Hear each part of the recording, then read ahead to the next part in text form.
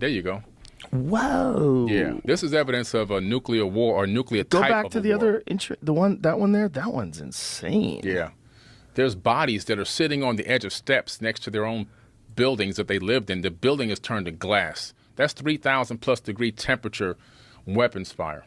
So there's a bunch of people that seem to die all at once, just scattered around? Yeah.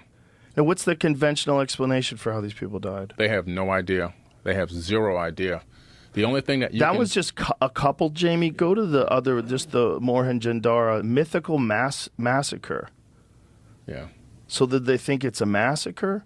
Is there any? at Yeah, that what if the guy's body. just laying Just there? laying there. And that building, those stones are vitrified, which means 3,000 plus degree temperature. Oh shit! What kind of, what could have caused that level of temperature, an energetic release?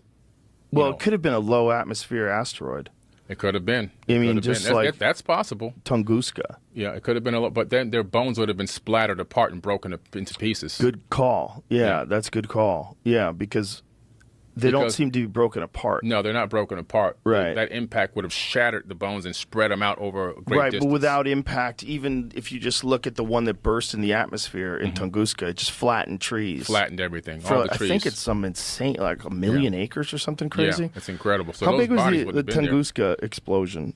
That one's, yeah, so those bodies would be toast They'd be because toast. the trees were Yeah. ripped apart. The buildings would have been flattened. The legs would have flown off. Right. There's no way they would just be laying there like that. That's Exactly. interesting. And they don't seem to be like chopped up. No. Did they have any evidence of stab wounds or anything on them? They don't have any evidence of any injury, of any kind of attack or any cutting or like swords or anything. They just all got cooked. Right. And then in the tablets it says that the evil wind moved over the land after they released these weapons. And then Enki goes to his father. Enki goes to his father Anu and says, "Hey, can you stop the evil wind?" Because he had fallen in love with some people, and down there.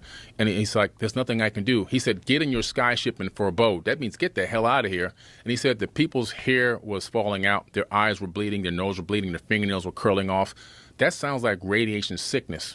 So do you think it's radiation sickness that did this to all these people, or was it an impact that did this to all these people? Nobody knows. Nobody knows. But they're not blown apart. Right, they're Well, not that's the blown thing. apart. It seems like whatever struck or whatever energetic weapon it was, if it could have been might not have been a weapon. Whatever it was, it seems like that shock wave reached them at some point, and whatever was in that wave, Just killed everybody. that's what it did. Yeah. And they just don't know what it is. So how does a conventional archaeologist describe it? Do they just say it's a massacre? They just call it a mythical massacre, and they stay away from it.